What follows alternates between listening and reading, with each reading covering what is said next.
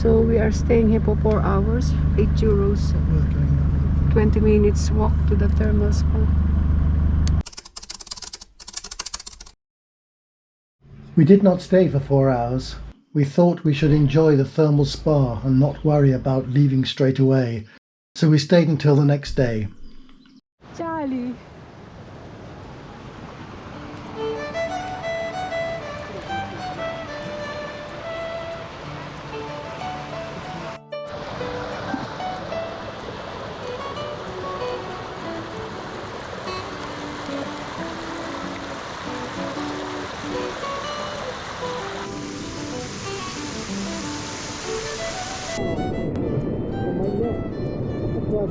Oh, so good.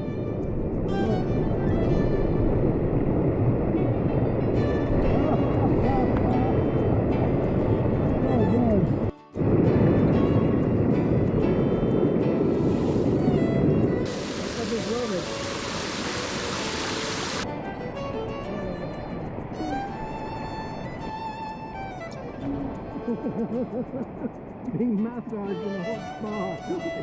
What other dogs That was the most relaxing and most therapeutic part of our van life experience in Tuscany. Bathing in the sulphurous thermal waters of Cascate del Molino in Saturnia. It's free, and even Charlie bathed with us in the water, as it's also free for dogs. After a lovely swim and bathe in the Cascate del Molino, we're now going back to the van. Yes. It's about a 20 minute walk. Yes. Really beautiful experience. Beautiful experience. Absolutely wonderful. Wonderful. Good. Okay, for a successful swim in the sulphurous water. Sulphurous waters of Cascate del Molino. Okay, good. Let's have that.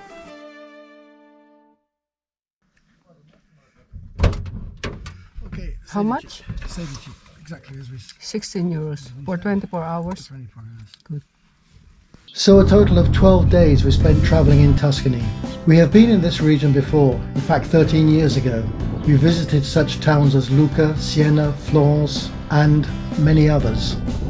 We went back this time in the van as we wanted to experience more what Tuscany has to offer and what it's all about. So we went to Pisa and did the usual touristy things, which was fun. We headed towards the coast where we had a grand time stopping at some staggering sights, like medieval fortresses, starting from Livorno, the beginning of the Etruscan coast. It's called the Etruscan coast because of the earliest Italian civilization that existed from the 9th century BC, as evidenced by archaeological sites which are found along this patch of the country. In Vada, there is this very eccentric house, and then we read that it used to be a lighthouse. The Vada Tower is a 13th century lighthouse and was operational until 1979. Now it is home to the Environmental Education Laboratory. I just had a wonderful experience in this little mini market here on the corner by the church. A very nice lady. She let Charlie come in. Very good service. We bought some, I should say, clementini, arancia clementini for $1.55 a kilo. Some apples and some beautiful cheese. She cut a slice for us. Really nice. And so I love these kind of places. Much better than going to a supermarket. Wow. Yes, this cheese is so good. At €39 a kilo it should be. So instead of sitting in cafes, which is not much fun and there are not many people around, we decided we will spend our money buying Italian specialities that we can enjoy in our van home. Sometimes when we want quick food, we just prepare mini pizzas using pita bread we buy from the supermarket. And when we are binging on special foods like kebab with hummus, Maria prepares it herself. At Marina di Bibona, where the waves were so strong, we were lucky to see kite surfers launching off to the sea. What a sight! Amazing.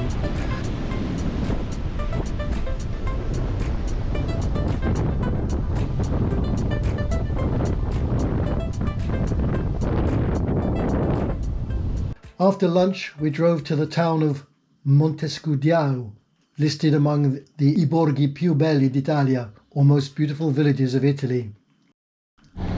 What we love about Tuscany is its landscape of rolling hills, olive trees, vineyards and the iconic cypress tree-lined avenues.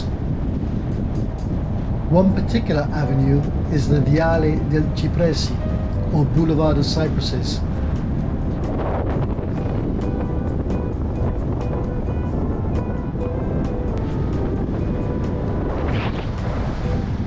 What a spectacular road, 5 kilometers long, lined by majestic, centuries-old cypress trees, which end at the gate of Bolgheri Castle.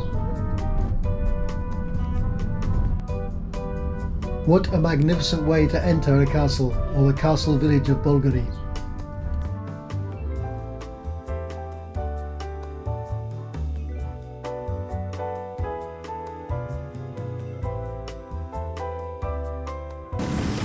This doesn't look right, shall it? This isn't right, is it? We got up early, and even before having our breakfast, we decided to drive away to the countryside, hoping to find a green area for Charlie. Google Maps showed this as a dirt road, perfect, but it didn't say it's an olive tree plantation. Even with a massive puddle in front of us, we just had to keep driving through, otherwise we'll never get out. This is adventure. But it was a dead end, so we had to go back to the same puddle. Aware that the van might get stuck in the mud, we were in the middle of someone else's olive tree plantation. But I just have to drive faster to gather the momentum so that the van could go through it.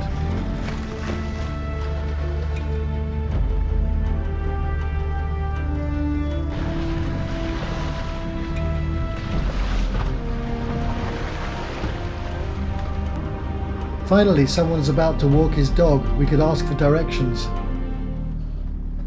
So we just met someone walking his dog, and he told us a half kilometer more to this dirt road, then we'll be out. Oh, finally. Thank heavens, yes, finally we're out. And so we thought, the tunnel, the roof is too low, but we plodded on hoping we could make it. Yes, the saga doesn't end here yet. This is a cycle path. The next thing we knew, we were driving on a cycle path.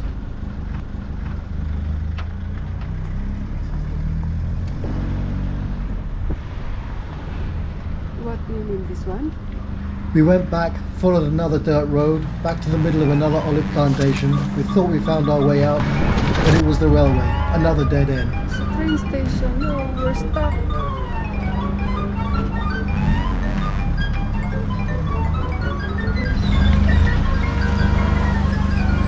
Because we're just driving between olive trees.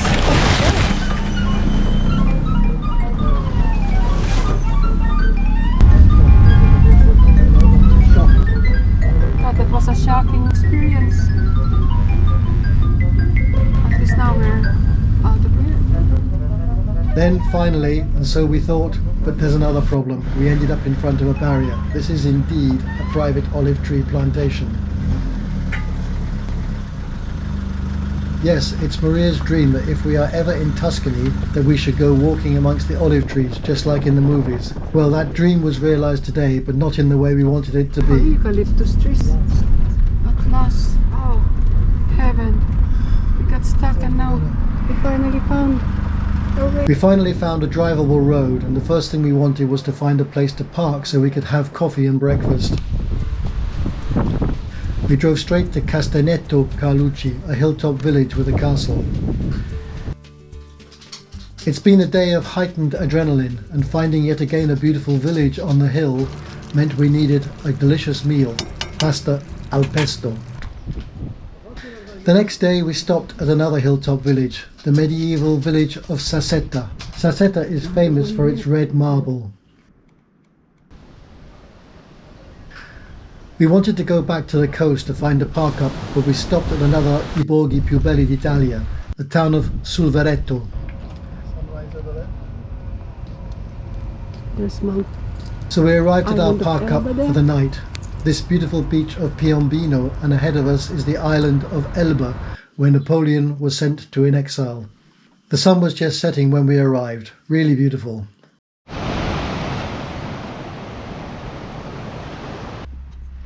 How much, man? Molto cose, 56. Charlie! 56! I got it. Lots of ham. If you look at that. Sausage for Charlie. And for us, it's good sausage. Macaroni. Vediamo se sta bene. Qualcosa. Aspetta, It just went rolling down because it got carried away. Charlie's car. It just banged into the car. We went food shopping in the morning as we were getting low on our reserves. And as it's a Sunday today, we had the quintessential English breakfast for brunch. This is another hilltop village, Scalino.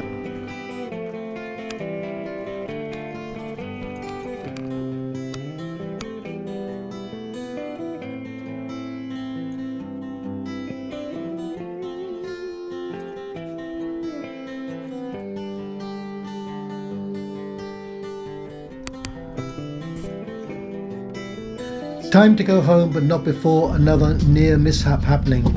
You have to be careful driving through hilltop villages. One wrong turn and you find yourself stuck in narrow lanes. In our case, with about 30 degrees gradient, and on the side of it is a cliff. Another. After. Grazie. Grazie mille. Our van has a difficult handbrake and backing out towards it is not easy. After several turns, backing up, moving forwards, inch by inch, we finally got out, thanks to the owner of the property who guided us out patiently. My goodness. Castiglione della Peschiera, an ancient fishing village, is also on the list of I borghi più belli d'Italia.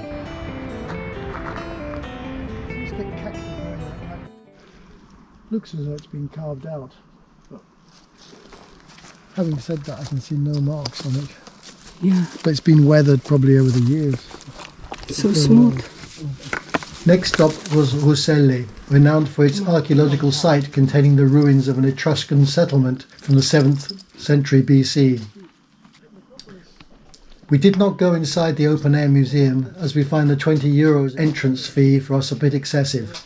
But thanks to the caretaker of the museum, he directed us to some of the ruins along the main road. So the roof has been taken out. Another archaeological site is the town of Satonia, where we bathed in the thermal spa. These are the remains of the city walls, a Roman gate, the Porta Romana, and the Roman road, Via Claudia. Via Claudia was the road leading to the thermal spa, as the Romans who lived in Satonia could easily access its sulphurous waters to treat their ailments.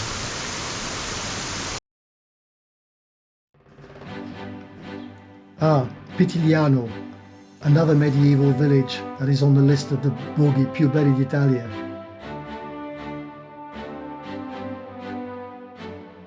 We've been here before, but we want to see it again. It is built on centuries-old soft tufa rock. It has been inhabited since the Bronze Age.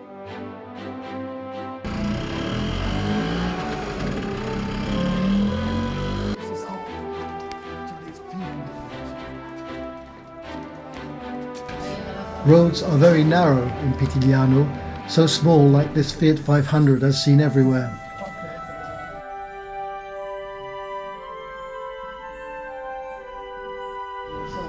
So we finally found a cafe after walking.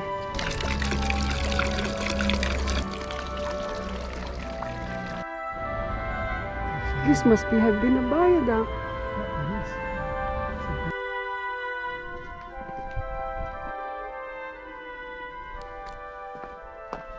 The next village, which we found the most amazing of all, the most surreal, is the village of Sorano. Amazing place, yeah? Beautiful arches. Fantastic. Fantastic.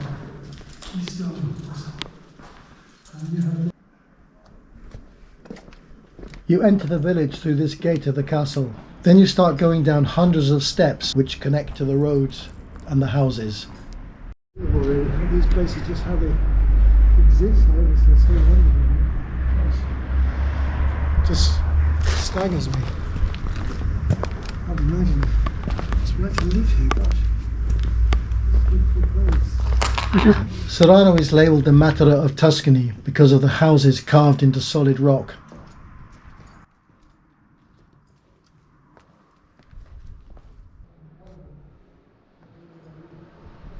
All in all, Tuscany is amazing. We believe you don't just need to go there for the food and wine. There is just so much to discover if you only poke around closer, and this is why going there in the van is the most ideal way of all. You can go anywhere you want, stay for as long as you want, you can do it on a shoestring budget.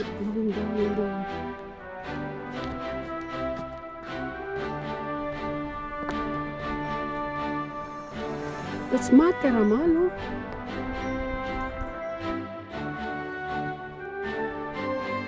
And also with a smaller van like us, we can park in restricted spaces which you can't do in a big camper van.